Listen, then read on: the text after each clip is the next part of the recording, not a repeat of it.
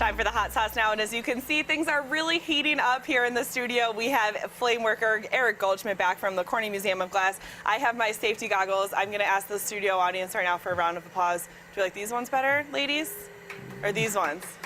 All right, the big one's won. Okay, safety first, of course, here on Winging It. Eric, what are you making for us? It's beautiful so far. It looks like a dinosaur egg. I'm working on a beautiful spring egg with lots of colors to it. This being the spring season, we're really getting into the season at the Corning Museum of Glass. And there's so many options to make your Easter eggs beautiful. There are indeed all sorts of different color options, and we're really ready for kids on spring break. Over the next few weeks, we've got a whole bunch of spring activities lined up. We'll be doing extra demonstrations, our live demonstrations all throughout every day. And we will be focusing a lot of our demos on spring themes.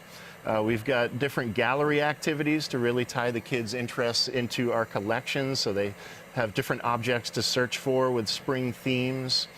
We've got our Make Your Own Glass workshop, which is open every day throughout the year. Now, what is that like? I mean, what you're doing right now, it takes a lot of skill, a lot of patience.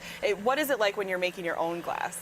We make slightly less intricate pieces with this particular process, but we give you a lot of guidance, so you have an instructor right there working hand over hand with you.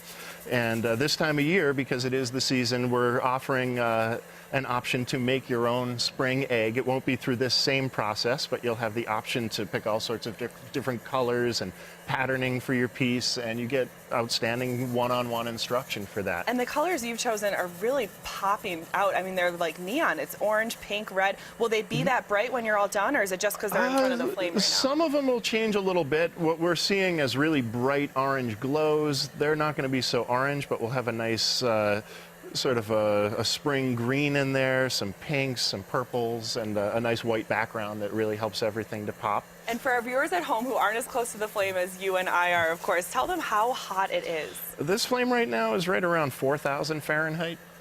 But the it's pretty well contained within the flame, so we can work safely around it. You have a good job during these cold winter months, don't you? You get to sit in front of the hot flame. Well, you must never be cold. I am very rarely cold at work. What is your favorite thing that you've made being a flame worker? Oh, we do all sorts of different sculptural demonstrations. I do a lot of goblet work for demonstrations, so it all keeps us pretty entertained as glass workers, and works great for the public. They love our live demos, and every day, kids 19 and under are always free at the museum. So it really works as a great family destination, especially now with everybody on spring break through the next few weeks. We are ready. We've got our You Design It program going as well, where kids can draw their own designs that they'd like to see made in glass. And our glass makers will choose from a stack of drawings from the day and actually create one of those pieces out of glass. That's another one of our favorite things to do in glass, is try to create these designs and really bring them to life in glass. That's right. It's always such a treat whenever you come from Corning to visit us here at Winging It. Their website is www.cmog.org.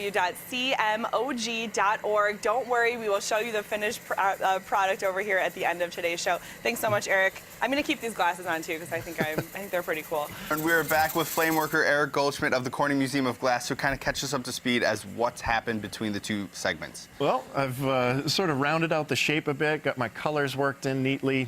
So now I'm just going to go with the finishing touches. We want a little loop on top of this so we can hang the ornament and hang it up for display, and then I'll just neaten up the bottom.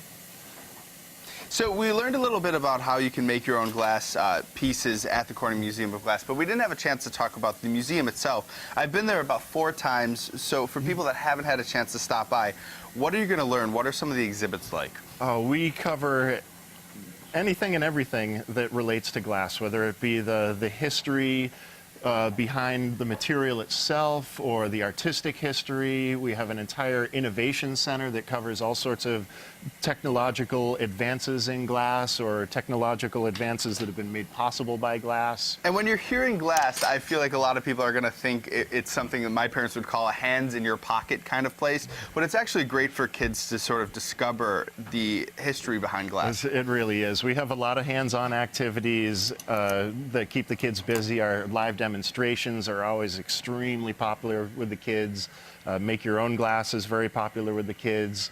And for folks who have been to the museum before and maybe think, oh, there's nothing new to see, well, we actually are about to reopen one of our galleries with a whole bunch of new work in it that hasn't been shown recently. So we have a lot of new contemporary and modern glass objects that are coming back on display.